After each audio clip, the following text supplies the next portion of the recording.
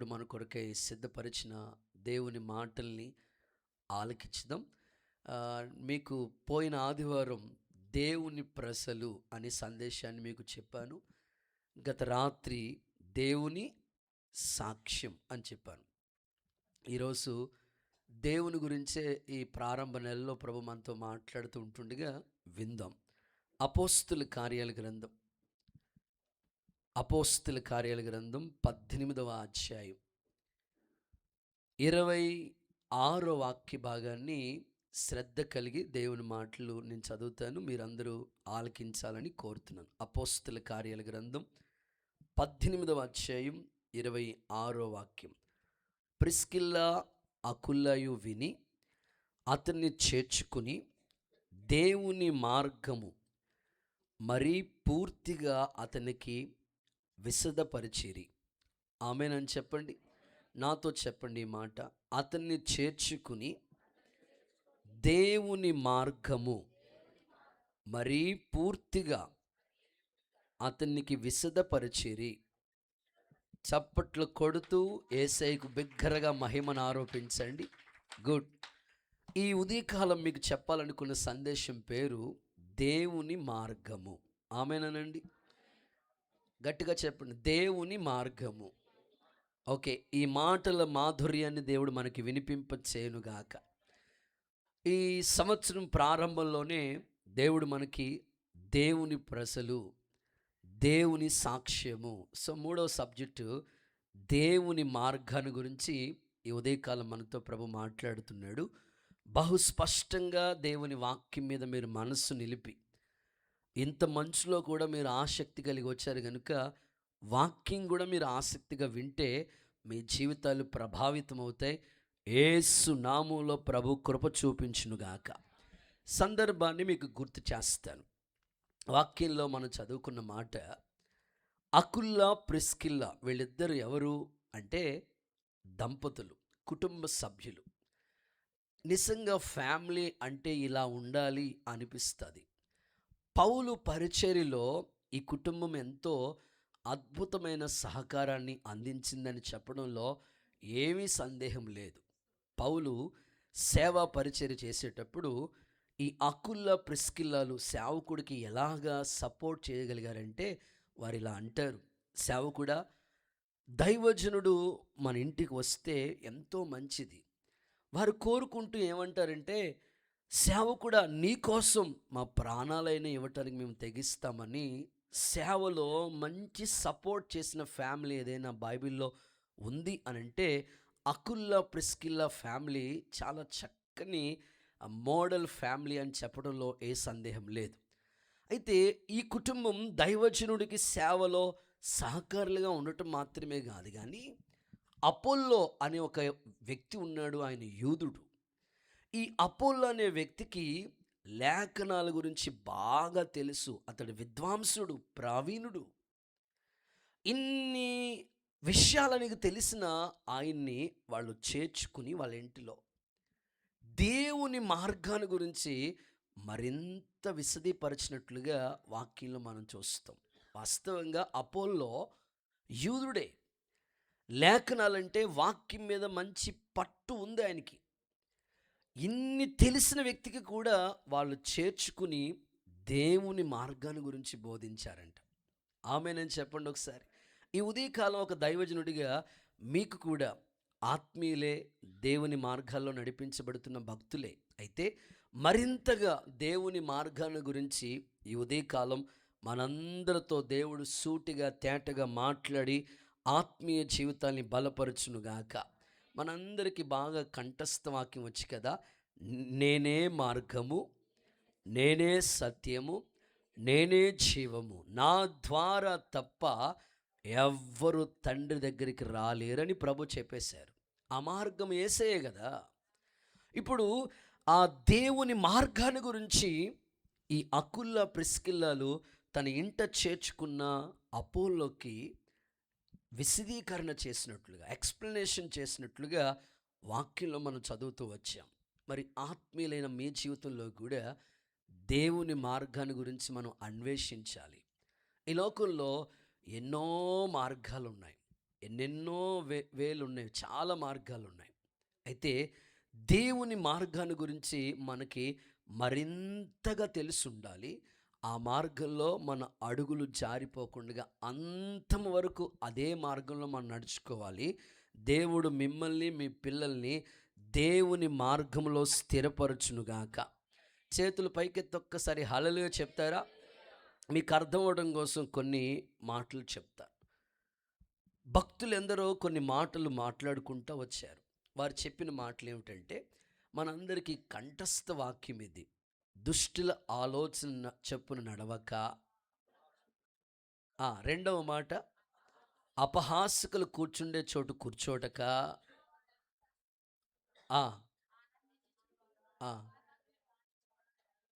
దుష్టుల ఆలోచన చెప్పున నడవక. పాపుల మార్గం. ఏ మార్గం అంటే అది? సో ఆ మార్గంలోకి నువ్వు వెళ్ళకు. చాలా మార్గాలు ఉన్నాయి. ఇంట్రడక్షన్లో కొన్ని మార్గాల గురించి చెప్తాను. మన లోకంలో ఎన్నో మార్గాలు ఉన్నాయి. పాపుల మార్గం. సో నువ్వు ఇంటి దగ్గర ఉన్నా సరే వాళ్ళు వచ్చేస్తారు, తీసుకెళ్ళిపోతారు నిన్ను. రారా బాబు, రా రా రా అని అలాగా అలవాటు చేస్తారు. ఆ మధ్యకాలంలో ఒక తల్లి చెప్తుంది, ఇంట్లో కూర్చున్నాడయ్యా మా పిల్లోడు, వాళ్ళ ఫ్రెండ్ బర్త్డే అని తీసుకెళ్ళిపోయారంట. తీసుకెళ్ళిపోయి 10th క్లాస్ చదువుతున్నాడు ఆ పిల్లోడు. వాడికి మందు అలవాటు చేయించారు. ఆ డ్రింకింగ్ మైకుల్లో విచ్చలవిడిగా ప్రవర్తిస్తున్నాడు ఆ పిల్లోడు. ఈరోజు చాలామంది పిల్లలు, ఎక్కువ శాతం 90% యూత్ పాడైపోతున్నారు. పాపుల మార్గంలోకి తీసుకెళ్ళిపోతున్నారు, లాక్కుని వెళ్ళిపోతున్నారు. మహారాజు సొలొమోన్ అంటాడు, పాపులు నిన్ను ప్రేరేపించగా నువ్వు వాళ్ళతో చేయి కలపొద్దు. సో పాపుల మార్గం ఒకటి ఉంది, అటువైపు నువ్వు వెళ్ళొద్దు. ఎందుకంటే పాపం వల్ల వచ్చు జీతం మరణం. పాపం నిన్ను పట్టుకుంటుంది. పాపము ఇనప గంటంతో రాయబడి ఉంది. మరింత కీడు నీకు కలగకుండా ఉండినట్లు ఇక పాపం జోలికి వెళ్ళొద్దని ప్రభు చెప్పేశాడు. కాబట్టి పాపుల మార్గంలోకి నువ్వు వెళ్ళొద్దు. సో ఇంకా మీకు అవగాహన కోసం చెప్తాను, భక్తిహీనుల మార్గం అనండి. సో ఆ మార్గంలో కూడా నువ్వు వెళ్ళకూడదు. నీ ఎదుట దేవుని మార్గం ఉంది. నిన్ను వంకర దారిలో తీసుకెళ్ళటానికి కొన్ని మార్గాలు నీ ఎదుట ఉంటాయి. భక్తిహీనుల మార్గం. భక్తిహీనులు అంటే ఒకప్పుడు వాళ్ళు భక్తి చేసిన వాళ్ళే. ఇప్పుడు రక్తహీనత ఎంత ప్రమాదమో, భక్తిహీనత కూడా అంతకన్నా డేంజర్. కొంతకాలం భక్తి చేసి భక్తి బోరు కొట్టింది నాకు. సాతానుగా డోర్ కొడతాడు నీకు. భక్తి బోరు కొట్టేసింది నాకు అని అనుకుని భక్తిని విడిచిపెట్టేసి భక్తిహీనులు అయిపోయిన వాళ్ళు బోళ్ళు మంది ఉన్నారు మన కన్నులు ఎదుట. వాళ్ళు వెళ్ళే మార్గంలోకి నువ్వు వెళ్ళకూడదు. అపోల్లో లేఖనాల్లో చాలా ప్రావీణుడు, విద్వాంసుడు. ఆయనకే అకుల ప్రిస్కిల్ల దేవుని మార్గం గురించి చెప్పారంటే మన సంగతి ఏంటి? ఏడాదికి ఒకసారి బైబిల్ తెస్తాం మనం. దేవుడికి స్తోత్రం చెప్పండి, గట్టిగా హల్లెలూయా చెప్పండి. గుర్తొచ్చినప్పుడే దేవుడు మనకి. భక్తిహీనుల మార్గంలోకి వెళ్ళొద్దు.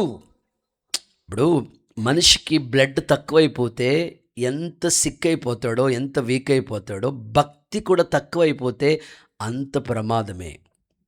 నీ భక్తి నీకు ధైర్యాన్ని పుట్టిస్తుంది, నీ నిరీక్షణకి ఆధారం అవుతుంది, నీ కుటుంబాన్ని ఉన్నత మార్గాల్లో నడిపించే శక్తి భక్తిలో ఉంది.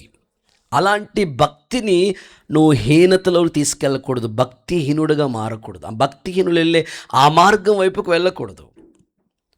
చూడండి, చాలామంది భక్తిహీనుల యొక్క స్వభావాలు ఎలా ఉంటాయంటే, వాళ్ళు దేవుని మందిరంలోకి వచ్చి దేవుడు పాటలు పాడతారు, దేవుని క్రమాల్లో ఉంటారు, లోకంలోకి వెళ్ళిపోయి లోక సంబంధమైన కార్యాల్లో కూడా వాళ్ళు ఇన్వాల్వ్ అయిపోతారు.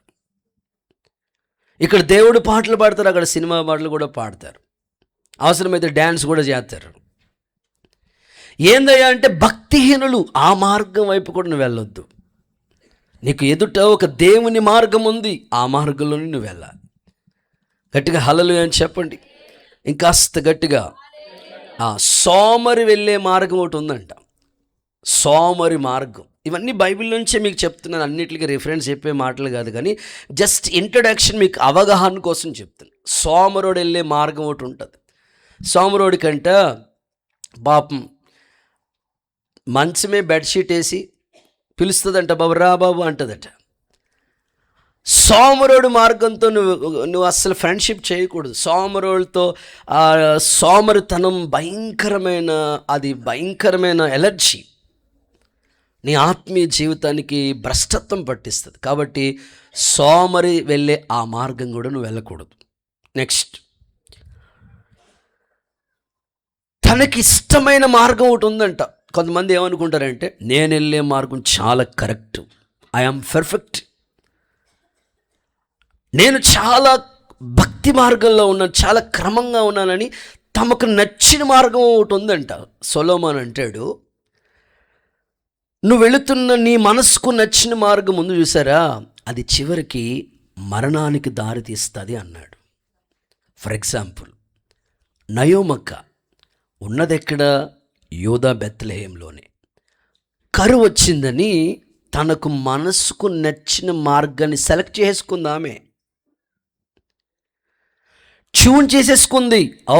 ఇక్కడ కరువు వచ్చింది, వెంటనే మనం ఏం చేయాలా, కరువులో కాపాడబట్టని కొరకు మోయాబుకు వెళ్ళిపోదామని తనంతట తానే మోయాబు దేశాన్ని సెలెక్ట్ చేసుకుంది. ఆ మార్గంలోకి వెళ్ళింది. చివరికి వచ్చిన నష్టం ఏంటో తెలుసా? కట్టుకున్న భర్త చనిపోయాడు.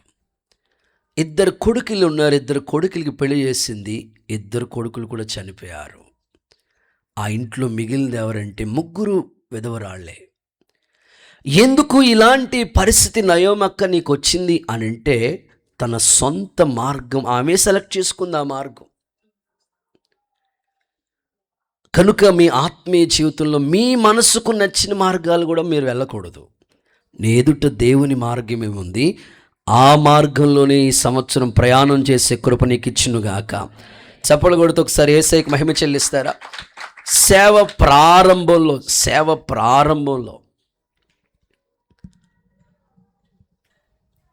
మహా ఉంటే పట్టుమని 10 మంది ఉండే విశ్వాసులు ప్రారంభ దినాల్లో.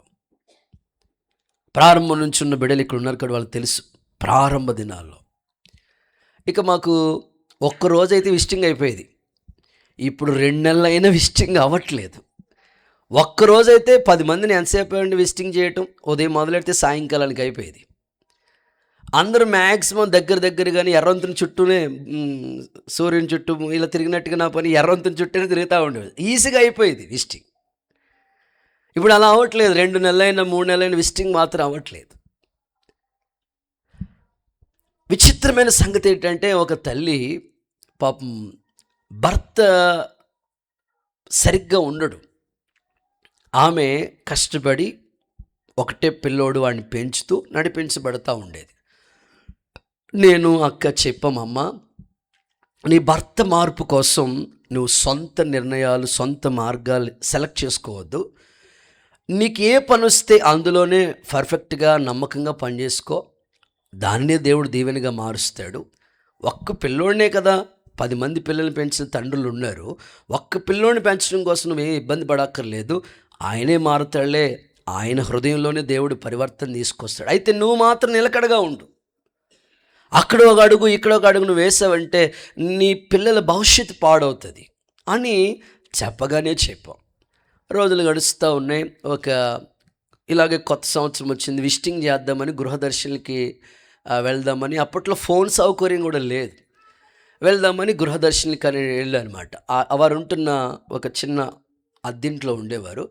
వెళ్ళాను. వెళ్తే ఆ యొక్క డోర్కి ఎంత తాళం కప్పేస్తుంది, చిన్నది కాదు, ఎంత కళ్ళలో కూడా కనబడుతుంది అన్నమాట, అంత పెద్ద తాళం కప్పేస్తుంది. ఆ పక్కింటి ఆవిడని అడిగాము, అమ్మా ఏది ఈ తల్లి ఏది ఎక్కడికి వెళ్ళిపోయింది అని అంటే, రాత్రి దేవుడు దర్శనమిచ్చాడంట బాబా. ఎవరంట? రాత్రి దేవుడు దర్శనమిచ్చాడంట బాబా, హైదరాబాద్ వెళ్ళిపోయింది బాబా అన్నారు. అదేట్రా బాబు, ఇక్కడ ఏముంటాం మేము, ఎర్రవంతుని దగ్గర జస్ట్ ఒక 2 కిలోమీటర్ల దూరం ఉంటుంది వీళ్ళ ఇల్లు.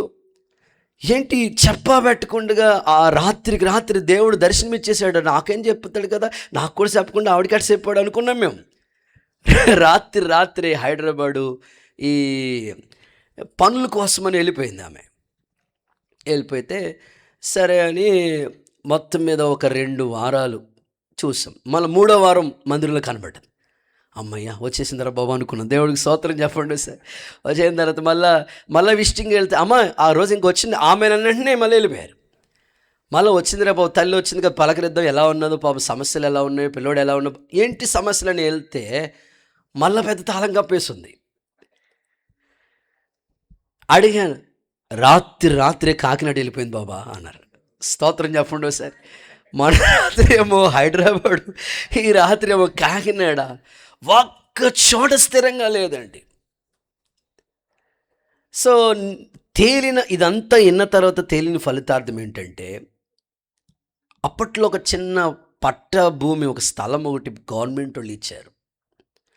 డాక్రాలో డబ్బులు కడతా ఉండేది.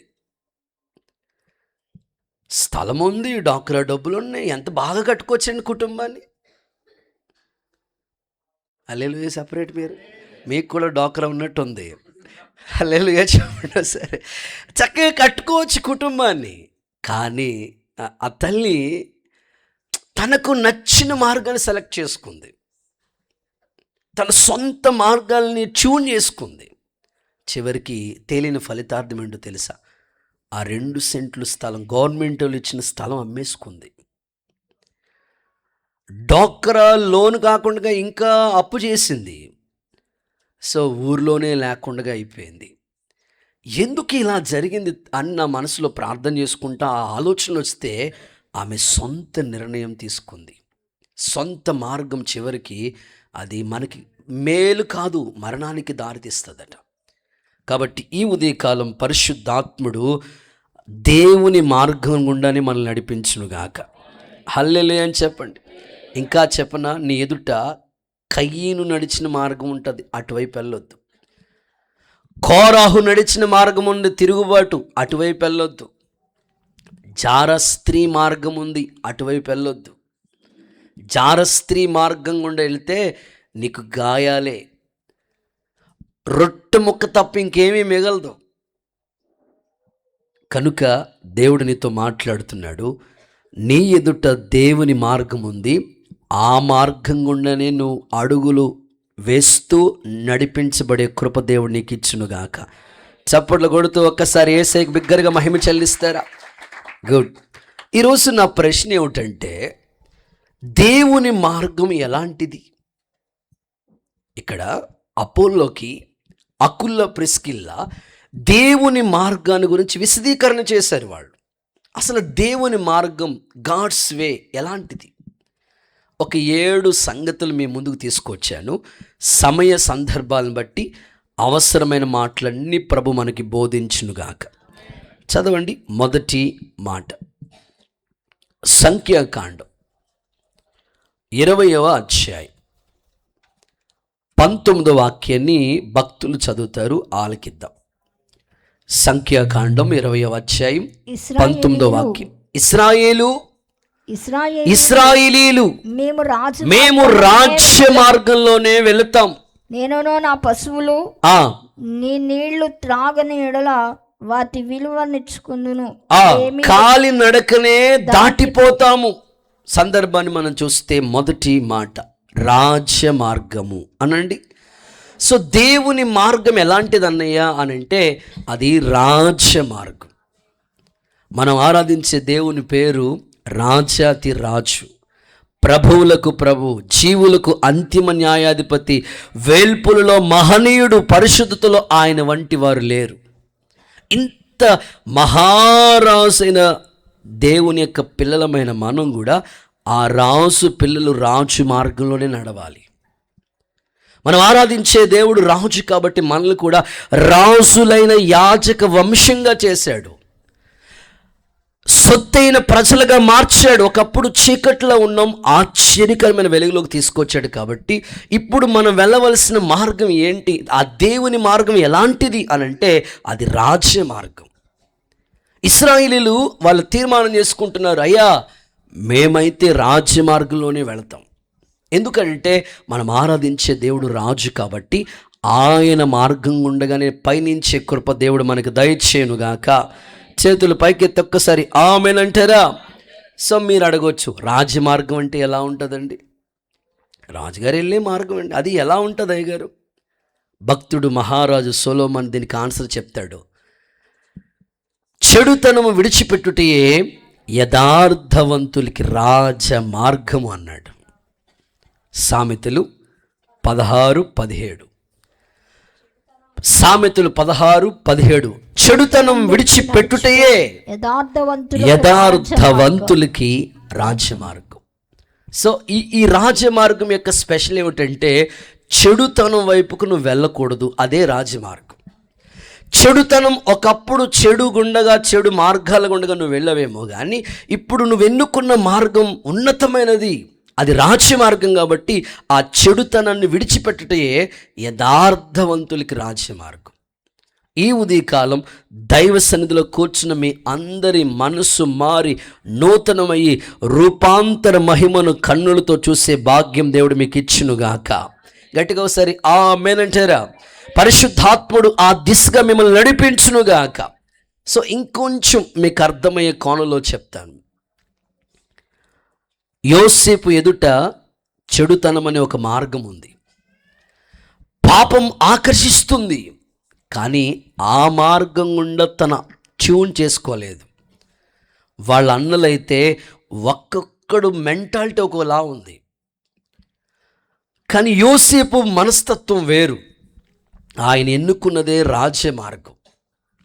ఆ పరిశుద్ధ మార్గంలో అడుగు పెట్టాడు గనుకనే తన్ని ఎంతగా పాపం ఆకర్షించిన లోబడకుండగా దేవుని కొరకు ఆ శ్రమైన అనుభవించాడే కానీ మార్గాన్ని మార్చలేదు.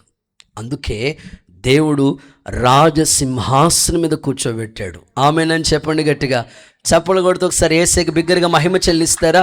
ఈ ఉదయకాలం నువ్వు ఎన్నుకునే ఆ మార్గాన్ని బట్టి, నువ్వు నడిచే నడకని బట్టే నీ ఆత్మీయ జీవితం ఆధారపడి ఉంటుంది. పరిశుద్ధుడైన దేవుడు ఈ దిశగా నీ ఆత్మీయ జీవితాన్ని అంటుకట్టునుగాక. సో ఇంకా మీకు బైబిల్లో అవగాహన కోసం చెప్తాను. అది దేవుని మందసం, యాజకులు మోయవలసిన మందసం. వాళ్ళు ఏం చేశారంటే మందసాన్ని తీసుకెళ్ళి దాగోను గుడిలో పెట్టారు. అంతే. మందసం యొక్క పవర్, మందసం యొక్క శక్తి ఎంత గొప్పదంటే, ఆ మందసం తీసుకెళ్ళి అక్కడ ఏర్పాటు చేసిన వెంటనే దాగోను యొక్క దేవత బోర్ల పడిపోయింది. తల, మొండం, చేతులన్నీ వేరు చేయబడ్డాయి. తుణుకులైపోయినవి, ముక్కలైపోయినవి. వెంటనే వాళ్ళకి భయం కలిగి, అమ్మో దేవుని మందసం చాలా పవర్ఫుల్, అమ్మో ఇది చాలా శక్తివంతమైంది అని అనుకుని ఆ మందసాన్ని తీసుకుని ఒక ఎద్దుల బండి మీద పెట్టి తీసుకుని వెళ్తా ఉన్నారు. విచిత్రమైన సంగతి చెప్పిన, ఆ ఎద్దులు ఎలాంటివంటే పాడి ఆవులు మాట, ఆవుల మీద ఒక బండి పెట్టి ఆ బండి మీద ఈ ఆవులు తీసుకుని వెళ్తున్నాయన్నమాట. పాడి ఆవులు అని రాశారు వాక్యంలో. అంటే పాలు తాగే ఆవులు, పాడి ఆవులు. వాస్తవంగా తల్లికి దూరమయ్యి వెళ్ళవవి. ఎందుకంటే పాలు తాగే ఆవు ఆ తల్లి దగ్గరే ఉండాలని ప్రేరేపించబడుతుంది. కానీ వాళ్ళ భుజాల మీద పెట్టిన వస్తువు మందసం కాబట్టి ఆ మందసాన్ని ఎలాగైనా మోసుకుని వెళ్ళాలని పాడి ఆవులు పాలు తాగటం మానేసి ఆ భుజాల మీద పెట్టిన ఆ మందసాన్ని మోసుకుని వెళుతున్నాయి ఆ ఆవులు. విచిత్రమైన సంగతి చెప్పన, ఆ ఎద్దుల బండి అయినా, ఆవులు నడిపే బండి అయినా, ఏదైనా సరే, ఏ బండినైనా మీరు చూస్తే దానికి ఒక డ్రైవర్ ఉంటాడు. ఇప్పుడు మీరు వచ్చారంటే దేవుని మందిరానికి ఒక బండి డ్రైవ్ చేసుకుని వచ్చారు, లేకపోతే ఒక కారు డ్రైవ్ చేసుకుని వచ్చారు, లేదా బస్సుకి ఒక డ్రైవర్ ఉన్నాడు, దాని మీద మీరు వచ్చారు. ఒక ఆటోకి డ్రైవర్ ఉన్నాడు, దాని మీద వచ్చారు మీరు. కానీ ఈ ఆవులు బండికి డ్రైవర్ ఎవరు లేరు. ఇలా కాదు, ఇలాగ ఎర్రంతున, ఇలా నల్లంతున అని చెప్పేవాళ్ళు ఎవరు లేరు. రూట్ మ్యాప్ చెప్పే గూగుల్ అమ్మ కూడా లేదు. విచిత్రం చెప్పిన, దానికి నాయకుడు లేకపోయినా, నడిపించే రూట్ మ్యాప్ చెప్పేవాళ్ళు లేకపోయినా, ఆ ఆవులు ఆ మందసాన్ని ఎట్లా తీసుకెళ్ళి తెలుసండి? రాజ మార్గంలోనే తీసుకెళ్ళి. కొట్టు చప్పట్లు కొడితే యేసయ్యకి మహిమ చెల్లిద్దాం. ఒక్కసారి మీరు మనసు పెట్టి ఆలోచించండి. మనకి నడిపించే నాయకుడు ఉన్నాడు, గద్దించే తండ్రి ఉన్నాడు, బుద్ధి చెప్పే తల్లి ఉంది, పెద్దలు ఉన్నారు, గౌరవనీయులు ఉన్నారు, పూజనీయులు ఉన్నారు. ఎంతమంది ఉన్నా మన మార్గం మాత్రం మారిపోతుంది. దేవుని మందిరంలో ఉన్న 2 గంటలు చక్కగా దైవికమైన క్రమంలో ఉంటున్నారు. మందిరం విడిచిన తర్వాత మార్గం మారిపోతుంది. కానీ ఈ ఆవులకి నడిపించే నాయకుడు లేడండి, లీడర్ లేడు. చీమలు ఉన్నాయా, ఆ చీమలకి నాయకుడు లేడు. ఎంత క్రమంగా వెళుతున్నాయి. ఈరోజు నువ్వు ఎన్నుకున్న మార్గం ఉన్నతమైంది. లోకం వెళ్ళినట్టు కాదు, అది లోకంలో ఉన్న మార్గం విశాలంగా ఉంటుంది, స్వేచ్ఛ, ఏదైనా చేయొచ్చు. కానీ చివరికి అది నాశనానికి తీసుకెళ్తుంది. కానీ నువ్వు ఎన్నుకున్న దేవుని మార్గం ఉన్నతమైనది, రాజ్య మార్గం. ఈ మార్గంలో అడుగుపెట్టిన వాళ్ళు నిత్య జీవానికి వారసులుగా మారుదురుగాక. నేను చెప్పిన మాటలు మీ బైబిల్లో ఒకసారి చూస్తారు. సమూయేలు మొదటి పుస్తకం 6వ అధ్యాయం 12వ వాక్యాన్ని ఒకసారి చదవండి. ఆవులు రాజమార్గమును బడి చక్కగా పోవచ్చు. సమూయేలు మొదటి పుస్తకం 6:12. ఆ ఆవులు రాజ్య మార్గంలో బడి చక్కగా పోవచ్చు, అరచుచు బెత్షెమెషు మార్గమున నడిచెను. చూడండి, ఆ సందర్భాన్ని మనం చూడగలిగితే ఆ ఆవులు ఎంత చక్కగా దేవుని మార్గాన్ని, ఆ రాజ్య మార్గంలో మందసాన్ని తీసుకుని వెళ్ళాయో. ఈ ఉదయకాలం దేవుని బిడ్డలు దైవికమైన క్రమంలోనే ఇదే మార్గంలో మీరు నడిపించబడండి. దేవుని దయ మీ మీదకి దిగవచ్చునుగాక. చేతులోపుతో ఒక్కసారి హల్లెలూయా అని చెప్తారా? సో మీకు ఇంకా బాగా ఈజీగా అర్థం అవటం కోసం ఒక చిన్న ఎగ్జాంపుల్ చెప్తా. సింపుల్గా మీకు అర్థం అవడం కోసం, మనం దేవుణ్ణి ఎంతగా ప్రేమిస్తున్నాము, లోకాన్ని ఎంతగా ప్రేమిస్తున్నాము, మనుషుల మీద ఎంత ప్రేమ ఉంది, దేవుని మీద ఎంత ప్రేమ ఉందని మనకు తెలియటం కోసం ఒక చిన్న ఎగ్జాంపుల్ చెప్తా. ఏలి అనండి. అమ్మ, మీ చేతిలో ఉన్న వేలు కాదు, ఆయన పేరే ఏలి. 2 కొడుకులు ఉన్నారు ఆ తండ్రికి. వాళ్ళు ఉన్నది దేవుని మందిరంలోనే, వేరే చోట ఎక్కడ కాదు. పోనీ లోకంలో ఉన్నారంటానికి లేదు, ఉన్నది దేవుని మందిరంలోనే. ఉన్నది 2 కొడుకులే. కానీ దేవుని మందిరంలో ఉండి దేవుని మార్గాల్లో, దేవుని రాజ్య మార్గాల్లో నడిపించబడాల్సిన కొడుకులు మిక్కిలి దుర్మార్గంగా ప్రవర్తించారంట, చెడు మార్గాల వైపుకు వెళ్ళిపోయారంట. కారణం, వారు ఉన్నది దేవుని మందిరంలోనే, కానీ ఆ దేవుని మార్గంలో నడవలేదు. మీకు ఇంకా బాగా అర్థం అవడం కోసం ఇంకొక చిన్న సందర్భం జ్ఞాపకం చేస్తాం. మనం ఎంతగా దేవుణ్ణి ప్రేమిస్తున్నాము, మనం రాజ్య మార్గంలోనే ఉన్నామో మన మార్గం మారిపోయింది అనటానికి ఒక అవగాహన కోసం ఒక చిన్న సందర్భం చెప్తాను. చేతులు అలా పైకెత్తి ఒక్కసారి హల్లెలూయా అని చెప్పండి. ఓకే, సింపుల్గా మీకు అవగాహన కోసం చెప్తా. ఒక వ్యక్తిని 3 ఇష్టపడ్డారట. మీకు సింపుల్గా పెద్ద ఆయన ఎవరో చెప్తే విన్నాను. 3 ఇష్టపడ్డారట. ఈ 3 కూడా ఆ వ్యక్తినే ప్రేమిస్తున్నారు.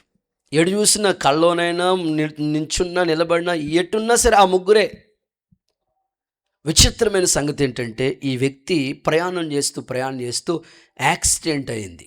హాస్పిటల్లో అడ్మిట్ చేశారు ఆయన. హాస్పిటల్లో అడ్మిట్ చేస్తే ఈ 3 స్త్రీలు కూడా ఒక్కొక్కరు వస్తూ ఉన్నారంట హాస్పిటల్కి. ఒకరు వచ్చారు. వచ్చిన వెంటనే ఆయన హాస్పిటల్లో బెడ్ మీద ఉన్నాడు. కాళ్ళు చేతులు గాయాలై ఉన్నాయి. కంటికి ఒక క్లాత్ కట్టేసి ఉంది. వెంటనే వచ్చి, అయ్యో ఇంత ప్రమాదం ఎప్పుడు జరిగింది నీకు, ఇలా జరుగుతుందని అనుకోలేదు అనని ఆ సహోదరి మాట్లాడుతూ ఉందట. అప్పుడు ఆయన అన్నాడట, ఈ యాక్సిడెంట్లో నాకు కళ్ళు పోయినాయి అన్నారంట. అవునా, ఇక కళ్ళు లేనోడు నాకెందుకు, ఆ గుడ్డోడిని చేసుకుని నేనేం చేయాలా, ఇక నీకు నాకు ఏమంటారు దాన్ని, కుదరదు, ఒప్పందం లేదు, సో ఎవరి దారి ఆల్దే అని చెప్తే వెంటనే ఆ అమ్మాయికి థ్యాంక్ యూ అని చెప్పేసి వెళ్ళిపోయిందంట. ఇక 2వ అమ్మాయి వచ్చిందంట. 2వ అమ్మాయి వస్తే, అయ్యో ఎప్పుడు జరిగింది ఇది యాక్సిడెంటు, అయ్యో చెప్పలేదు నాకు అని అనుకుని గబగబా బయలుదేరి వెళ్ళినప్పటికీ ఆయన చెప్తున్నాడట, ఇలా నాకు యాక్సిడెంట్ అయ్యింది, పడ్డాను, గాయాలైనవి, కళ్ళు పోయినాయి అని చెప్తున్నప్పటికీ ఎప్పుడు మిస్ అయిపోయింది. కళ్ళు అనోడితో నేనట్టు కాపురం చేస్తాను అనుకుని వెళ్ళిపోయింది. ప్రేమిస్తానన్నావు ఆమె, వెళ్ళిపోయింది. సో మరొక సహోదరి వచ్చింది, మాట్లాడతా, ఎలా జరిగిందండి, ఏమైంది అని. సో చెప్పాడు ఆయన, కాళ్ళు చేతులు గాయాలైన, కళ్ళు పోయినాయి, ఇట్లా మాట్లాడుతూ ఉంటుంటే, సరే ఆయన అన్నాడట, కళ్ళు లేనోడిని నువ్వు కాపురం ఎట్లా చేస్తావు, వద్దమ్మా నీ దారి నువ్వు చూసుకుంటే, లేదయ్యా నీకు కళ్ళు లేకపోతే నాకు కళ్ళు ఉన్నాయి కదా, నీ కళ్ళుని నేను ప్రేమించలేదు, నీ కళ్ళుని కాదు, నీ వ్యక్తిత్వం నాకు కావాలి అని అనుకుని ఆ సహోదరి కళ్ళు లేనోడితో కూడా కాపురం చేయటానికి తీర్మానం చేసుకుందంట. వెంటనే ఆయన కంటినున్న ఆ క్లాత్ అలా తీసాడంట, 2 కళ్ళు బాగానే ఉన్నాయి. దేవుడికి స్తోత్రం చెప్పండి ఒకసారి. ఆయన అంటాడు, నాకు కళ్ళు పోలేదు, నన్ను ఈ ముగ్గురులో ఎవరు బాగా ప్రేమిస్తున్నారు, ఎవరు నా మీద అనురాగం వాళ్ళకు ఉంది తెలియటం కోసమే ఈ పరీక్ష వాళ్ళకి పెట్టాను. మన జీవితాల్లో కూడా దేవుణ్ణి ఎప్పుడు ఎంతగా ప్రేమిస్తున్నామని దేవుడు కొన్ని పరీక్షలు పెడతా ఉంటాడు. ఆ పరీక్షల్లో నిజంగా నిలబడగలిగితే, పండగలు అనేవి ఒక పరీక్ష నీకు. స్తోత్రం చెప్పండి ఒకసారి. నువ్వు పండగని బాగా ప్రేమిస్తున్నావా, ప్రభువుని బాగా ప్రేమిస్తున్నావా తేలిపోతుంది. అందుకొరకే ఆ పరీక్షలో ఖచ్చితంగా నువ్వు నిలబడాలి. దేవుని కృపను బట్టి ఇన్ని సంవత్సరాలు దేవుడు తన పరిచర్యలో విశ్వాస జీవితంలో నడిపించుకుంటూ వచ్చారు. మీ విశ్వాస పరిమాణం దేవుడు పరీక్షిస్తాడు. ఆ పరీక్షలు ఎంతగా ప్రభువుని ప్రేమిస్తున్నాం, పండగని ఎంతగా ప్రేమిస్తున్నాం అనేది ఈ పరీక్షలో తేలుతుంది. ఆ పరీక్షల్లో మీరు నిలబడగలిగితే, అట్లాగని పండగలు ఊర్లు వెళ్ళకూడదా, పండగలో బంధువులతో అట్లా కాదు, కానీ ఆ స్పిరిట్ నీలో పోవాలి. ఆ లోక సంబంధమైనవి, ఆ ఈవిల్ స్పిరిట్, వ్యర్థమైన కాలక్షేపం చేసేవి, కోడి పందాలు కావచ్చు, వ్యర్థమైన వాటి మీదకి నీ మనసు వెళ్ళకూడదు. స్నేహితులతో జల్సా చేయటం, పండగ పూట కూడా తాకూడదా పాస్టర్ గారు? సో ఈ అనుభవాలు నీలో డిలేట్ అయిపోవాలి. నువ్వు అప్పుడు దేవుని మీద రాజ మార్గంలోనే, దైవికమైన మార్గంలోనే వెళ్తున్నట్లు. ప్రభు నీకు ఆ మనస్సు దయచేయునుగాక. చేతుల పైకి ఒక్కసారి హల్లెలూయా చెప్పండి. రైట్, 2వ మాటలకు వస్తుంది. సెకండ్ వన్, దేవుని మార్గం ఎలాంటిది? 1 రాజ మార్గం, 2 రోమాపత్రిక 3వ అధ్యాయం 16-17 వాక్యాలు చదువుదాం. రోమాపత్రిక 3వ అధ్యాయం 16-17 వాక్యాలు. కష్టమును వారి మార్గం, నాశనం కష్టం వాళ్ళ మార్గంలో ఉన్నవి, శాంతి మార్గం వాళ్ళు ఎరగరు. వన్స్ అగైన్, నాశనం కష్టం వాళ్ళ మార్గాల్లో ఉన్నాయి, శాంతి మార్గాన్ని వాళ్ళు ఎరగరు. చాలు. 2వది శాంతి మార్గం అనండి. మీ పక్కోళ్ళకి షేక్ అండి, చెప్పండి అయ్యా శాంతి మార్గం అనండి. ఓకే, నా ప్రార్థన మనమందరం కూడా శాంతి మార్గంలోనే నడిపించబడదుము గాక. నేనంటానండి, దేవుని మార్గంలోకి వచ్చిన వాళ్ళకి మనశ్శాంతి ఖచ్చితంగా దొరుకుతుంది. ప్రభు అదే అంటారు, వారు నాశనం కష్టం వాళ్ళ మార్గాల్లో ఉన్నాయంట, అయినా వాళ్ళు శాంతి మార్గంలోకి రావట్లేదట. చర్చిలో ఎవరైనా శాంతి అనే పేరు పెట్టుకున్న వాళ్ళు ఉంటే సంతోషమే. శాంతి అని పేరు పెట్టిన వాళ్ళు ఎవరైనా ఉన్నారమ్మా ఇక్కడ? ఒక్కరైనా ఉన్నారా? ఓకే, దేవుడికి స్తోత్రం. దేవుడు మిమ్మల్ని దీవించును గాక. ఓకే, శాంతి, మా చిన్నక్క పేరు కూడా శాంతియే, శాంతి, ప్రశాంతి. సో మీ పేరు శాంతియే.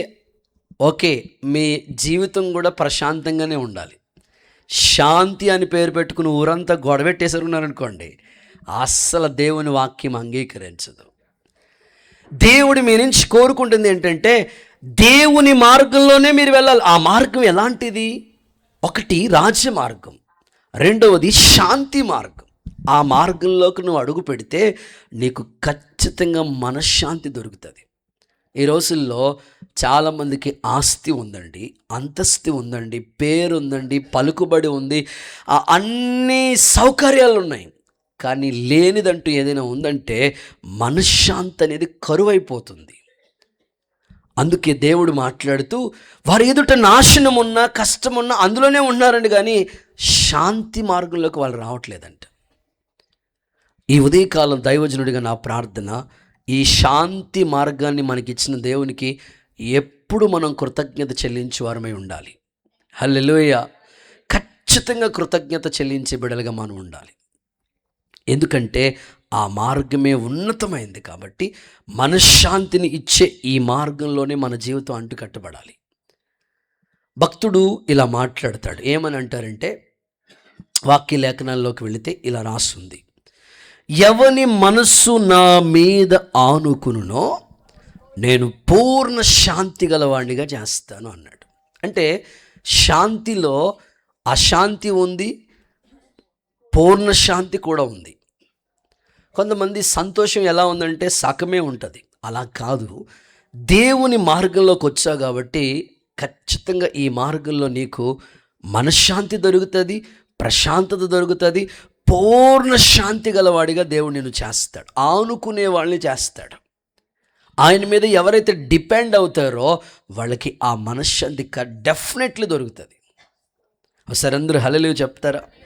చూడండి, ఆ వాక్యాన్ని మీకు చదివిస్తే బాగుంటుంది. యెషయా గ్రంథం 26వ అధ్యాయం 3వ వాక్యం చూడండి. యెషయా గ్రంథం 26. ఎవని మనసు నీ మీద ఆనుకొనునో, ఎవని మనస్సు నీ మీద ఆనుకునునో వానిని నీవు పూర్ణ శాంతి గలవాడిగా చేసావు. అతడు నీ యందు విశ్వాసం ఉంచాడు. చాలు. అంటే ఎవని మనస్సు దేవుని మీద ఆనుకుండాదు. బైబిల్లో రాశారు అసలు సంఘం ఎలా పుట్టుకొచ్చిందని మాట్లాడుతూ, అరణ్యములో ఇశ్రాయేలు ప్రజలు నడిపించిన విధానం, తన ప్రియుని మీద ఆనుకుని నడిపించబడుతున్న సంఘం. ఆత్మీయ జీవితంలో ఏ పరిస్థితులైనా సరే నువ్వు దేవుని మీదే ఆనుకోవాలి. అది నీ ఎదుట ఏ సమస్య అయినా కావచ్చు, ఏ కష్ట పరిస్థితి అయినా కావచ్చు, దేవుని మీద నువ్వు డిపెండ్ అవ్వాలి, ఆనుకోవాలి.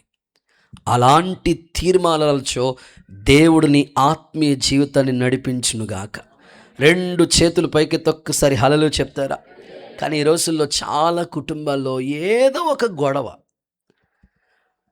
ఏదో ఒక శోధన, ఏదో ఒక ఇరుకు ఇబ్బంది, ఎప్పుడు భార్యాభర్తలు తిట్టుకుంటానే ఉంటారు, పిల్లలు మనశ్శాంతి లేకుండా ఉంటారు, ఫ్యామిలీలో ఏదో ఒక డిస్టర్బెన్స్. కానీ దేవుని వాక్యం అలా అంగీకరించదు. నువ్వు నిజంగా దేవుని మీద ఆనుకోవట్లేదు కాబట్టి నీ ఇంట్లో ఏదో ఒక గొడవ అవుతుంది. దేవుని మీద ఆనుకునే వాళ్ళు మనశ్శాంతిగానే ఉంటారు. పరిశుద్ధాత్మ ప్రేరేపణతో ఈ మాటలు మీకు చెప్తున్నాను. పూర్తిగా దేవుని మీద డిపెండ్ అవ్వండి. మీ ఇంట్లో మనశ్శాంతిని దేవుడు మీకు ఇచ్చునుగాక. పిల్లలకి, కుటుంబాలకి దేవుడు మనశ్శాంతిని ప్రసాదించునుగాక. నువ్వు పిల్లల్ని బట్టి కూడా సంతోషంగా ఉండేటట్లుగా నీ కుటుంబాన్ని కడతాడు ప్రభు. నీ భర్తను బట్టి కూడా సంతోషంగా ఉండేటట్లుగా నీ కుటుంబాన్ని దేవుడు స్థిరపరుస్తాడు. ఎందుకంటే నువ్వు దేవుని మీద ఆనుకున్నావు కాబట్టి. ఈ మార్గం యొక్క ఉన్నతాన్ని గురించి మాట్లాడుతున్నాడు, శాంతి మార్గం. సో మీకు ఇంకా బాగా ఈజీగా అర్థం అవటం కోసం ఒక సందర్భం చెప్తా. అప్పటి వరకు బాగానే ఉన్నారు ఫ్యామిలీ. భార్య వాళ్ళ మామయ్య దగ్గరికి వచ్చి, ఏమండి మామయ్య గారు, ఇన్నాళ్ళు మీ గౌరవం పోతుందని, మీ పరువు పోతుందని, మీ ప్రతిష్టత పోతుందని మీ ముఖం చూసి ఈ మనిషితో కాపురం చేశాను. ఏ మనిషి? ఆ మనిషికి పేరు లేదా? భర్త అనొచ్చు కదా, కుదరదు. ఈ మనిషితో కాపురం చేశాను. అప్పటికే 5 ఏళ్ళు కాపురం చేసింది, 2 పిల్లలు అన్నది. ఇక నా వల్ల కాదు, మారతాడు అని మీరు చెప్తున్నారు, మీ ముఖం చూశాను, మీ పరువు పోతుందని చూశాను, ఇక నా వల్ల కాదు, ఇక ఇంట్లోంచి నేను మూటముళ్ళు సర్దుకొని వెళ్ళిపోతానని పెట్టోటి రెడీ పెట్టుకుంది. కొంతమంది ముందే రెడీ చేసుకుంటారన్నమాట. అది ఎప్పుడు వస్తుంది అవకాశం అని ఏసు రక్తమే చేయాలి, అన్నీ రెడీ చేసి పెట్టుకుంది. రెడీ చేసి పెట్టుకున్న వెంటనే మావయ్య గారు ఇలా అన్నారు, అమ్మా ఇలా చూడండి, అమ్మా నీకు వందనాలమ్మా. మీరు కూడా చెప్పొచ్చు కదా, 10 వందనాలు. ఓకే, నీకు వందనాలమ్మా. 5 సంవత్సరాలు ఒప్పు పట్టావని అంటున్నావు కదా. 5 సంవత్సరాలు కాదు కానీ ఈ 5 రోజులు ఈ మెడిసిన్ వాడమ్మా. మొన్నే పేపర్లో చదివాను, ఇంట్లో గొడవలు వస్తే ఈ మెడిసిన్, ఈ టానిక్ తాగితే ఫ్యామిలీలో అసలు ఏ గొడవలు ఉండవంట. మీరేదో ట్రై చేసేటట్టే ఉన్నారు ఇప్పుడు. అసలు ఏ డిస్టర్బెన్స్ ఉండదంట. ఈ జస్ట్ ఈ టానిక్ ఒకటి ఈ 5 రోజులు వాడమ్మా అంతే. ఇక అసలు ఫ్యామిలీ ప్రాబ్లమ్స్ ఉండవు, ఫ్యామిలీలో డిస్టర్బెన్స్ ఉండదు, ప్రశాంతంగా ఉండొచ్చు. 5 సంవత్సరాల స్వాగతం పక్కన పెట్టే ఈ 5 రోజులు పర్ఫెక్ట్గా వాడు అవన్నదంట. అంతేనంట మావయ్య గారు, నేను చదివాను, పేపర్లో రాసారు, చదివాను. నువ్వు ఈ 5 రోజులు వాడు, చక్కగా వాడు, కరెక్ట్గా వాడు, తూచ తప్పకుండా వాడు. ఈ 5 రోజుల్లో ఈ మెడిసిన్ పనిచేస్తే నువ్వు ఉంది కానీ, లేకపోతే వెళ్ళిపోతుంది కానీ. సరే 5 రోజులే కదా, 5 సంవత్సరాలు ఉన్న వాళ్ళకి 5 రోజులు లెక్కేంటి అని అనుకుని ఓపిక తెచ్చుకొని మనసు నిభ్రపరుచుకొని, ఆవేశం తగ్గించుకుని, బీపీ తగ్గించుకుని మొత్తం మీద ఇంట్లోకి వెళ్ళింది. వాళ్ళ మామయ్య గారు పొద్దున్నే ఎర్లీ మార్నింగ్ స్టార్ట్ చేయాలమ్మా, ఇది దేవుడికి స్తోత్రం చెప్పండి, ఎర్లీ మార్నింగ్ స్టార్ట్ చేయాలమ్మా అని మార్నింగ్ 5 o'clockకే, అమ్మ ఈ టానిక్ మార్నింగ్ 5 o'clockకే తాగాలి. 5 గంటల వరకు కూడా ఎవరితో మాట్లాడకూడదు. బాగుంది కదా ఈ టానిక్ ఏదో. ఉదయం 5 గంటలకు తాగాలి, 5 గంటల వరకు కూడా ఎవరితో మాట్లాడకూడదు.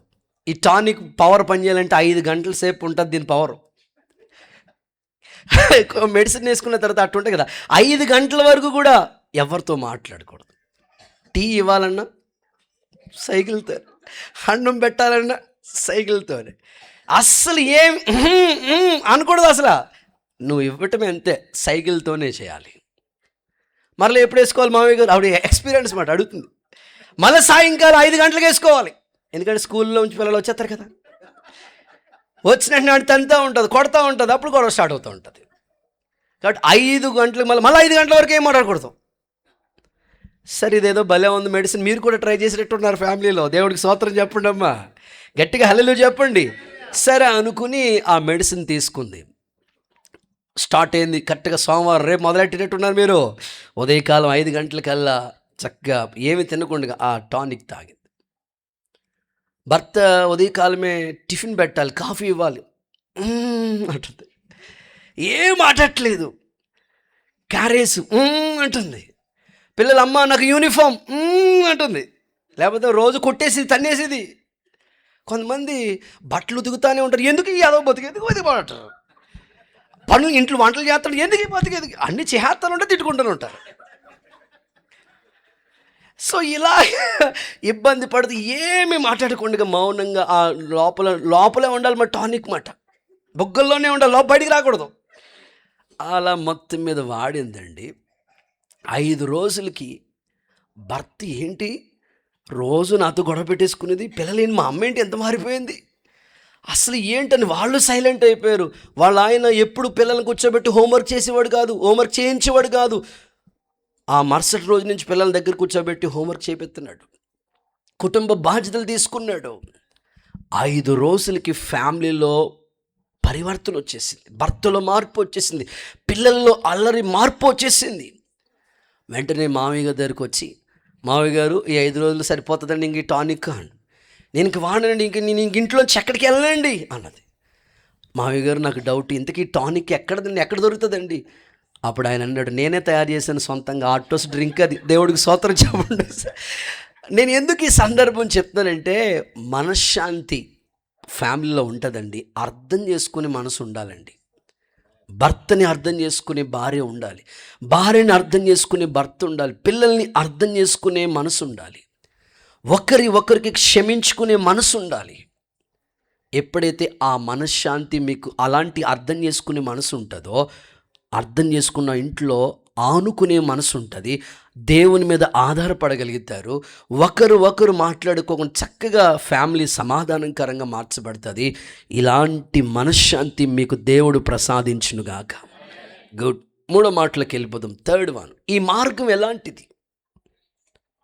1 రాస మార్గం, 2 శాంతి మార్గం, 3వది అపోస్తుల కార్యాల గ్రంథం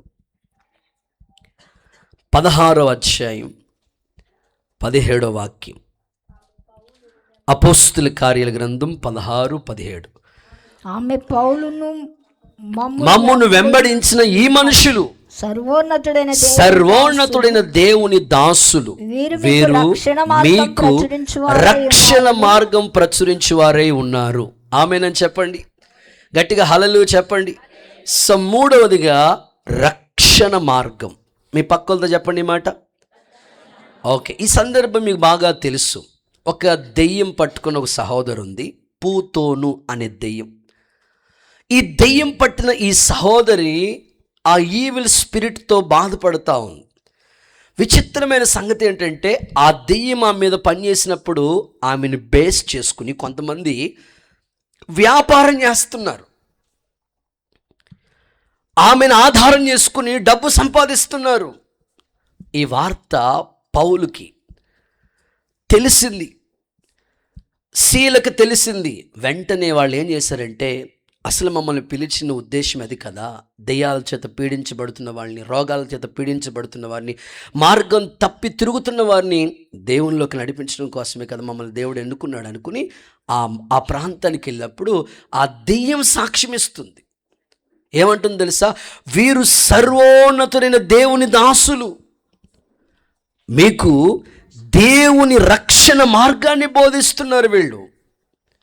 ఎప్పుడైతే ఆ మాట వారు విన్నారో, అక్కడ లాభాన్ని సంపాదించుకుని ఆమెను బేస్ చేసుకుని డబ్బు సంపాదించే వారు, అయ్యో ఉన్నదే మనకి ఆధారం, ఈ దెయ్యం బట్టే మనం డబ్బు సంపాదిస్తున్నాము, ఈ దెయ్యాన్ని వాళ్ళు వచ్చి ప్రార్థన చేస్తే విడిపిస్తే మనకి ఇంకా మన బిజినెస్ ఉండదు అనుకుని వాళ్ళు ఏం చేశారంటే మంచి మార్గాన్ని బోధిస్తూ ఉంటే, ఈరోజు కూడా చాలా దేవుని అద్భుతమైన రక్షణ వార్త ప్రకటించబడతా ఉంటుంటే అన్యజనులకి, అనేకులకి దేవుని దైవత్వం తెలియక, అయ్యో అన్నీ మూతవేయబడుతున్నాయి, అందరూ మారిపోతున్నారు, అందరూ దేవుళ్ళలోకి వెళ్ళిపోతున్నారు. వాళ్ళకి ఎంత విశ్వాసమో తెలుసా?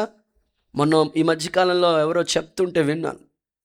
అయ్యా మా ఊరిలో ఫస్ట్ 2 కుటుంబాలు ఉండే, తర్వాత 4 అయ్యారు.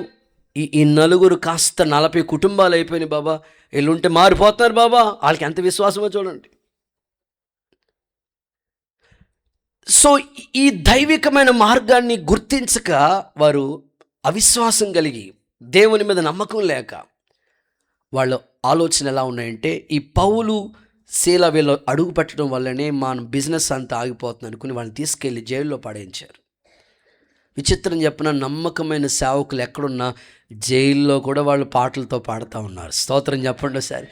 ఆ పాటలతో స్తుతిస్తూ ఉన్నారు. మనందరికి వచ్చిన కీర్తన పాడుకుందాం, వరల్డ్ ఈజ్ గోల్డ్. అక్క, యెహోవా నీ నామము ఎంతో బలమైనది, ఎంతో చప్పట్లు, ఎంతో యెహోవా ఎంతో బలమైనది, ఎంతో. పౌలు శీలను బంధించి చెరసాలలో వేసిన, పౌలు శీలను బంధించి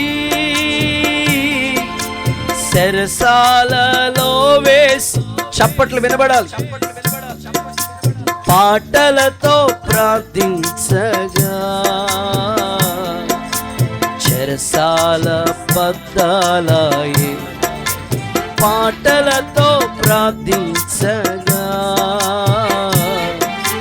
చెరసాల బద్దలాయే. చప్పట్లు.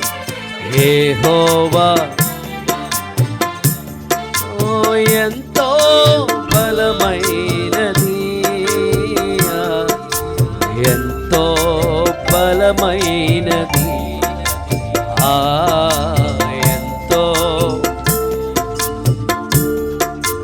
చప్పట్లు.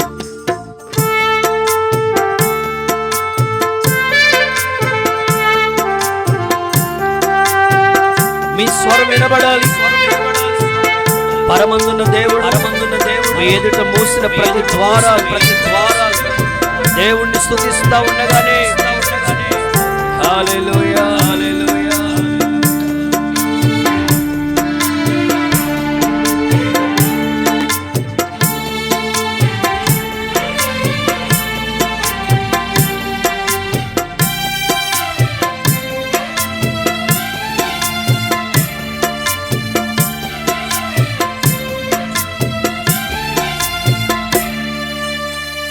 సింహాల పోనైనను సంతోషముగా వెళ్ళిరి. సింహాల పోనైనను సంతోషముగా వెళ్ళిరి.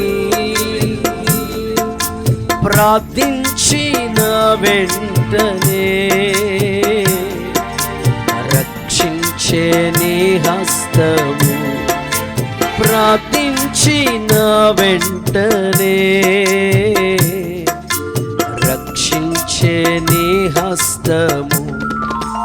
యెహోవా చప్పట్లు. ఎంతో బలమైనది, ఎంతో ఘనమైనది, ఎంతో బలమైనది యెహోవా నీ నామము. ఆమేన్, ఆమేన్, హల్లెలూయా, హల్లెలూయా. చప్పట్లు కొడుతూ సంతోషంగా చెప్పండి హల్లెలూయా. నా ప్రార్థన మీ అందరి కుటుంబాల్లో చెరసాలు పునాదులు దేవుడు కదిలించునుగాక. ఏ ద్వారాలు మూయబడ్డాయో మీరు స్తుతిస్తూ ఉండగానే దేవుడు ద్వారాలు తెరచునుగాక. మీ కుటుంబానికి రక్షణ ద్వారాన్ని దేవుడు అనుగ్రహించునుగాక. ప్రభు ఇలా అన్నాడు, నేనే మార్గం, నేనే సత్యం, నేనే జీవం, నా ద్వారా తప్ప తండ్రి దగ్గరికి రాలేదు. ఆ రక్షణ దేవుడే మనకి ఇవ్వాలండి. తన కుమారుణ్ణి ఈ లోకానికి పంపించాడు కదా. రక్తము కాచిన రక్షకుడు ప్రాణాన్ని అర్పించి గొప్ప రక్షణ మార్గాన్ని నీ కోసం సిద్ధం చేశాడు. వాక్యం ఇలా అంటుంది, భూదిగంత నివాసులరా నా వైపు చూసి రక్షణ పొందండి. దేవుని ఆశయం ఏంటో తెలుసండి, నీకు వచ్చిన రక్షణ నీ ఒక్కరితోనే ఆగిపోకూడదు. నీ ఇంట్లో ఒక్కరు దాని నువ్వు రక్షించబడితే నీ భర్త రక్షణ కొరకు నువ్వు ప్రయాసపడాలి, నీ పిల్లల రక్షణ కొరకు ప్రయాసపడాలి, నీ కుటుంబానికి రక్షణ రావాలి, ఆ మార్గంలోకే రావాలి. చాలామంది తల్లులకి ఒక అన్నగా నేను చెప్తున్న మాట, మీరు విశ్వసించారు, రక్షణ పొందారు, మీ పిల్లలు అదే రక్షణ మార్గంలోకి రావాలని మీరు ప్రార్థించండి. రాహాబు అనే స్త్రీకున్న భారం చూడండి.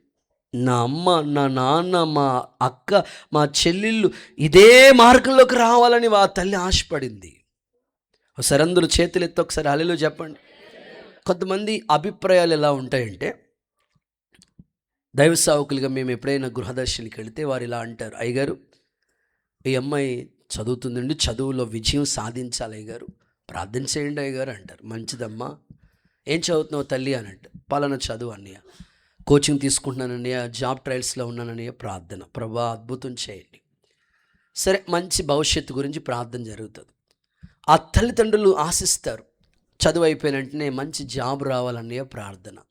సరే మంచిదమ్మా, జాబ్ వచ్చిన వెంటనే వివాహం చేయాలన్నయ్య, మంచిదే. మంచి వెల్ సెటిల్, వీళ్ళు ఒక మంచి అపార్ట్మెంట్లో ఫ్లాట్ కొనుక్కోవాలి అయ్యగారు, ఓకే. మళ్ళా ప్రార్థన, పిల్లలు పుట్టాలి, కాయ పువ్వ కాయాలి కదా అయ్యగారు, ప్రార్థన. చూడండి, చదువు గురించి ప్రార్థన, విజయం గురించి ప్రార్థన, జాబు గురించి, భవిష్యత్తు గురించి, వివాహం గురించి, ఆ తర్వాత పిల్లల గురించి, వెల్ సెటిల్ కోసమే ఫ్యూచర్ ప్లాన్స్ అన్నీ ఉన్నాయి. ఏ తండ్రి అయినా నా కూతురు రక్షింపబడాలి అయ్యగారు, ప్రార్థన చేయండి. ఏ తల్లి అయినా సరే నా కొడుకు రక్షింపబడాలని ప్రార్థన చేయండి అనే తల్లిదండ్రులు ఉంటారేమో అని చూస్తా. భౌతిక సంబంధమైన ఆశీర్వాదాల్లో మా పిల్లలు దీవించబడాలనే ఆశ నీకుంది, మంచిదే. వాళ్ళ ఆత్మరక్షణ గురించి ఏ రోజైనా ఆలోచించావా? నువ్వు వచ్చిన మార్గంలోకే నీ పిల్లలు రావాలనే ఆశ ఎందుకు కలగట్లేదు నీకు? ఈ ఉదయకాలం ఆలోచించు. ఈ రక్షణ మార్గాన్ని దేవుడు ప్రకటిస్తూ ఉన్నాడు.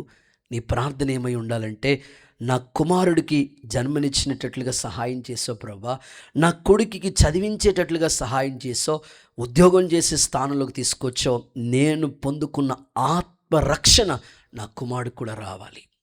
ఒక అన్యాయస్తుడైన జక్కయ్య ఇంటికే రక్షణ వస్తే మరి నీ ఇంటి సంగతి ఏంటి? ఈ మార్గంలోకి వాళ్ళు రావద్దా? కాబట్టి నీ ప్రార్థన ఏమై ఉండాలంటే, ప్రభా నా పిల్లలకి ఆత్మరక్షణ కావాలి, వారు నిత్య నరకానికి ఆహుతి అవ్వకూడదు. నేనుండే చోట నా పిల్లలు కూడా ఉండాలి. హల్లెలూయా చెప్తారా? హుషారుగా చెప్తారా? ఈ మధ్యకాలంలో ఎవరో చెప్తుంటే విన్నాను.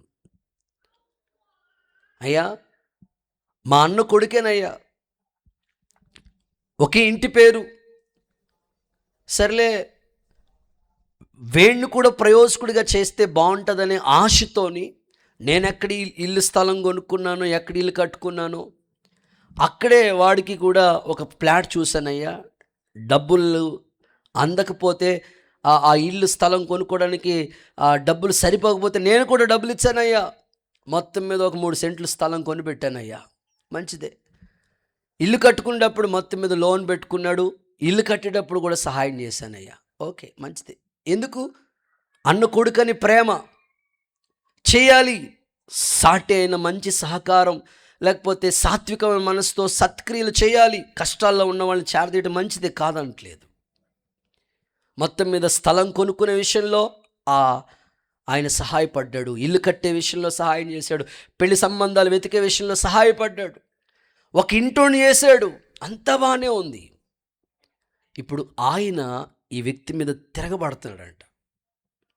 ఆయన అంటాడు, అయ్యా ఇన్ని చేసినందుకు నన్ను గుర్తుపెట్టుకోలేదు, కృతజ్ఞత కొంచెం కూడా లేదు. ఇప్పుడు నా మీదే తిరగబడుతున్నాడు, నా మీదే సాడీలు చెప్తున్నాడు. అసలు ఈ వ్యక్తి ఇక్కడికి రావటానికి కారణం నేనని మర్చిపోయాడయ్యా. నేను అన్నాను, భౌతిక ఆశీర్వాదాన్ని గురించి నువ్వు ఆలోచించావు, కానీ ఆ వ్యక్తిని రక్షణలోకి నడిపించాలి. ఆ వ్యక్తిని ప్రభువులోకి నడిపిస్తే ఆ ప్రభు మార్గం వింటున్నప్పుడే ఆ మనస్తత్వం కూడా మారిపోతుంది కదా. ఆ రక్షణ వార్త వినగానే నా జీవితం కట్టుకోవాలి, మా చిన్నాన్ని గౌరవించాలి, మా పెద్దనాన్ని గౌరవించాలి, మా అత్తను చూడాలి, మా అమ్మను చూడాలి, మా అక్కని గౌరవించాలి. ఈ భౌతిక సంబంధమైన విలువలు ఆ వ్యక్తికి తెలియలేదు. ఎందుకంటే రక్షణ మార్గంలోకి రాలేదు. ఈరోజు మీరు ఒకటే గుర్తుపెట్టుకోండి, ఈ భూమి మీద ఉన్నంత కాలం మీరు ఎంత చేసినా వాళ్ళకి రక్షణ గురించి బోధిస్తే తప్ప వాళ్ళ ఆశీర్వాద కారకులు అవ్వలేరు. ఎందుకంటే ఆ రక్షణ వార్త వాళ్ళని స్థిరపరుస్తుంది ప్రభువులో. యేసయ్య సేవకుడిగా నా ప్రార్థన, రక్షణ మార్గంలోకి మన పిల్లలు వచ్చుదురుగాక. ఇంత గొప్ప రక్షణ ఎలాంటిది చెప్పండి? చీప్ కాదు, గొప్ప రక్షణ యేసయ్య మన పిల్లలకు అనుగ్రహించునుగాక. 4వది కీర్తనల గ్రంథం 23:3. 23వ కీర్తన 3వ వాక్యం, కంఠస్థ వాక్యం, యెహోవా నా కాపరి, నాకు లేమి కలగదు. నామమునకు ఆయన సేద తీర్చుచున్నాడు, తన నామమును బట్టి నీతి మార్గంలో నన్ను నడిపిస్తూ ఉన్నాడు. హల్లెలూయా అనండి ఒకసారి, చేతులూపుతూ గట్టిగా హల్లెలూయా. సో 3వ మాట అయిపోయింది. 4వది నీతి మార్గం. ఏ మార్గం చెప్పండి? సో నువ్వు ఎన్నుకున్న మార్గం ఎలాంటి తెలుసా? నీతి మార్గం.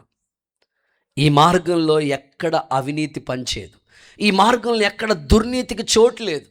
భక్తుడు అంటాడు కదా, నువ్వు నీతిని ప్రేమించావు, దుర్నీతిని ద్వేషించావు, నీ తోటి వారి కంటే దేవుడు నిన్ను ఆశీర్వదించునుగాక, స్థిరపరచునుగాక, నీ ఆత్మీయ అక్కర్లన్నీ ప్రభు తన మహిమైశ్వర్యంలో తీర్చునుగాక.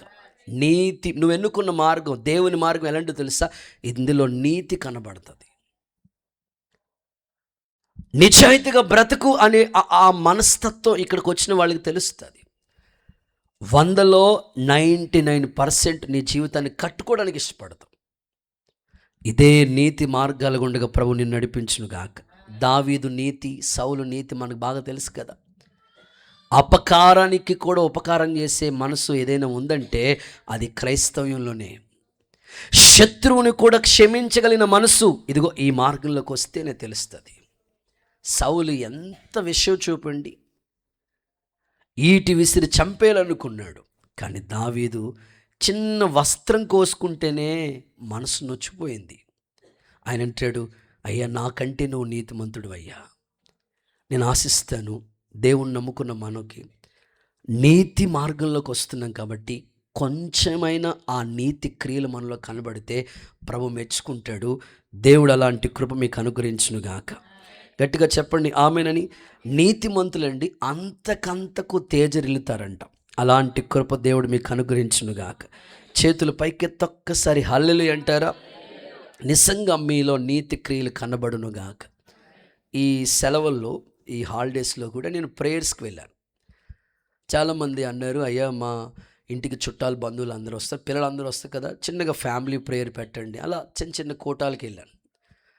వెళుతూ ఒక ఇంటికి గృహదర్శనానికి కూడా వెళ్ళాను. అదే రూట్ కాబట్టి ఆగి ప్రార్థన చేసి వెళ్దాం, మొన్న ఆదివారం కనిపించలేదు ఇల్లు అని అనుకుని జస్ట్ అదే వేలో వెళ్ళాను. వెళ్ళినప్పటికీ ఆ తల్లి, అయ్యా నా ఆరోగ్యం కోసం ప్రార్థించి మా పిల్లోడి యొక్క భవిష్యత్తు కొరకు ప్రార్థన చేయండి అని చెప్పింది. సరేనమ్మా ప్రార్థన చేస్తాను. వెళ్ళారు, కూర్చున్నాను. ఆ తల్లి లోపలికి వెళ్ళి ఓ 10 నిమిషాల తర్వాత వచ్చి, అయ్యగారు దేవుడి దయ వల్ల నేను విదేశాలకు వెళ్ళాను, కష్టపడ్డాను, ఇంచుమించు చాలా సంవత్సరాలు విదేశాల్లో కష్టపడి ఈ ఇల్లు నిలబెట్టుకోవడానికి దేవుడు నాకు సహాయం చేశాడు. అయితే నాలోనికి అంతరాత్మ, పరిశుద్ధాత్మ దేవుడు నాతో చెప్తున్నాడు, నీతి క్రియలు కనపరచమని. నేను ప్రతి 2 సంవత్సరాలకి వస్తున్నాను, నా కోసమే ఎన్నో చేసుకుంటున్నాను, కానీ దేవుని రాజ్య వ్యాప్తి కొరకు ఏం చేయలేకపోతున్నానని నాకు ఆ భావన ఉండిపోతుంది అని ఆ సహోదరి నాకు చెప్పిన మాట ఏమిటంటే, అయ్యా ఈ 2 సంవత్సరాలు కష్టపడిన ఆ డబ్బులో కొంత దేవుని భాగం దేవునికి దాచేశాను. అయితే ఆ భాగంతో దేవుని మందిరంలో ఏదో ఒక వస్తువు మా కుటుంబం తరపున కొనండి అయ్యా. ఎందుకు నేను అన్నాను, ఇప్పుడెందుకమ్మా, నేను మామూలుగా వచ్చి, మీరు ఎప్పుడైనా దేవుని సంధికి వచ్చి, కుదరదు అయ్యగారు, నా దగ్గర దేవుని డబ్బులు పొరపాటును కూడా నా దగ్గర ఉంచుకోకూడదు, నా మనసు ఒప్పుకోవట్లేదు. ఇన్ని సంవత్సరాలు కష్టపడింది నా కొరకు నేను ఏదో చేసుకున్నాను, కానీ దేవుడి కొరకు ఏం చేయలేకపోయాను. ఆ సహోదరి చెప్పిన మాట ఏమిటంటే, నా మనస్సుకు దేవుడు నీతి క్రియను పెట్టాడు, అది చెయ్యకపోతే నా మనసు ఒప్పుకోవట్లేదు. చూడండి, మీ మనసు కూడా చెప్తా ఉంటుంది, నీ ఇంటి కోసం ఎన్నో చేసుకున్నావు, నీ పిల్లల కోసం ఎన్నో చేసుకున్నావు, దేవుని కొరకు నీతి క్రియలేవి అని దేవుడు నిన్ను ప్రశ్నిస్తే ఏం సమాధానం చెప్పగలవు? ఈ ఉదయకాలం నీతి మార్గాల గుండగానే మనం నడిపించబడదుముగాక, అలాంటి కృప మీకు అనుగ్రహించబడునుగాక. గుడ్. ఇక సమయం అయిపోయింది, నేను మిగిలిన మాటలు రిఫరెన్స్ ఇచ్చి ముగిచ్చేస్తాను. 5వది ఇర్మియా 6:16, మేలు కలిగే మార్గము అనండి ఒకసారి. చదవద్దు, నేను జస్ట్ చెప్పుకుంటూ వెళ్ళిపోతాను. ఇర్మియా 6:16, పురాతనమైన మార్గాల్లో నిలిచి చూడండి, మేలు కలుగు మార్గం ఏదో అడిగి అందులో నడుచుకోండి, అప్పుడు మీకు నెమ్మది కలుగుతుంది. హల్లెలూయా చెప్తారా? సో నువ్వు ఎన్నుకున్న మార్గం ఎలాంటిదో తెలుసా? మేలు కలిగే మార్గం. ఈ మార్గంలో ఏ కీడు నీకు దరికి రానివ్వడు. ఆమెన్. ఏ అపాయం రాకుండా ప్రభు నిన్ను కాపాడునుగాక. ఈ సంవత్సరం సమృద్ధిగా నీ ఇంటికి మేలు కలుగునుగాక, నీ పిల్లలకి మేలు కలుగునుగాక, క్రీస్తు యేసు మహిమలో మీ ప్రతి అవసరత తీర్చబడునుగాక. నువ్వు ఎన్నుకున్న మార్గం దేవుని మార్గంలో మేలు. సంతానం గురించి ఎదురు చూస్తున్నావా? సంతులేని వారిని ఇల్లాలుగా దేవుడు మార్చునుగాక. ఇల్లు విషయంలో ఎదురు చూస్తున్నావా? దేవుడే నీ గృహాన్ని కట్టించునుగాక.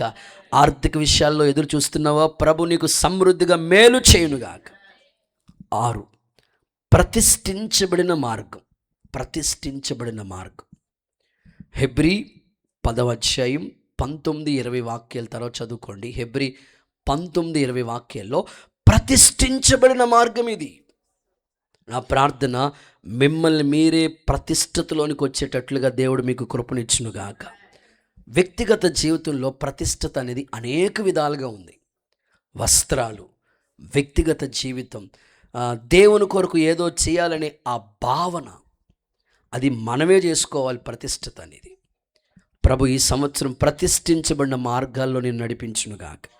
చివరిది 7వది జీవ మార్గము అనండి. జీవ మార్గం.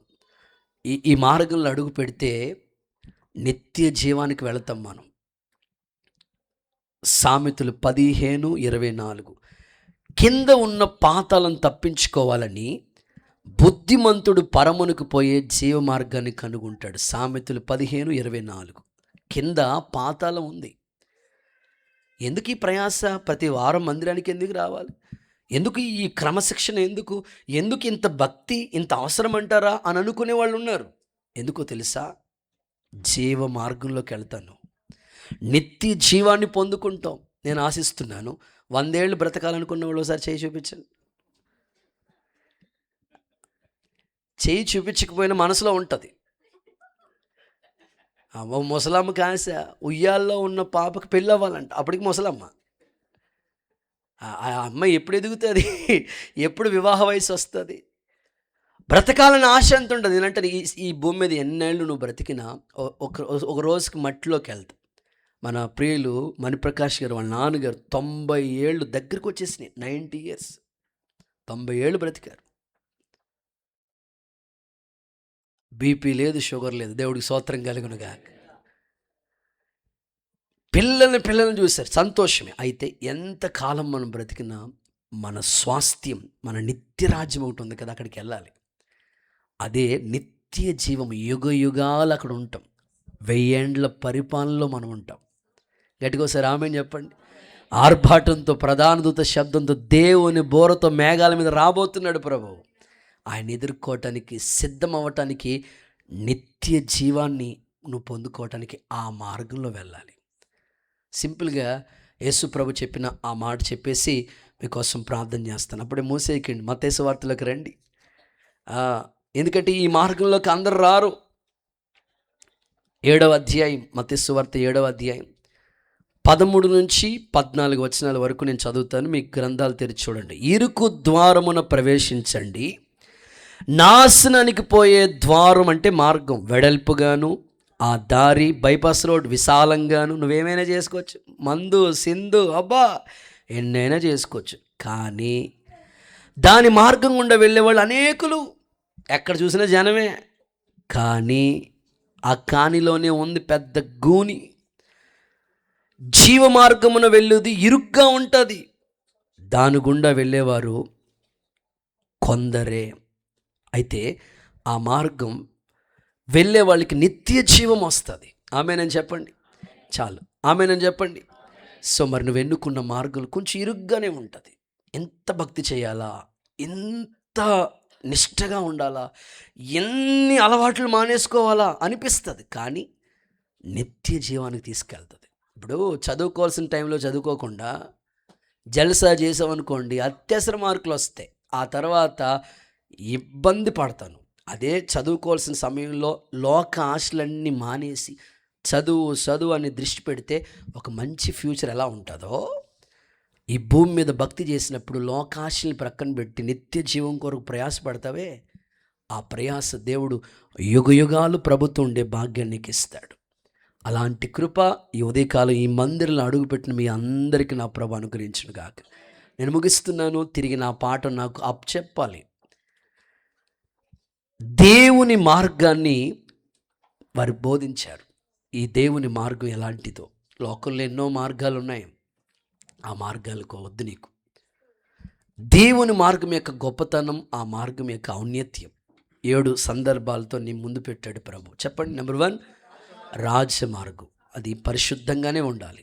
ఆ మార్గంలోనికి వెళ్దాం. నెంబర్ 2 శాంతి. నీకు ఈ మార్గంలో అడుగు పెడితే నీకు మనశ్శాంతి దొరుకుతుంది. నెంబర్ 3 రక్షణ పొందుకోవాలి నీ ఇంటోళ్ళు కూడా. నెంబర్ 4 నీతి మార్గంలో నడిపించబడాలి. నెంబర్ 5 మేలు కలిగే మార్గం. నెంబర్ 6 ప్రతిష్ఠించబడిన మార్గం. నెంబర్ 7 జీవ మార్గం.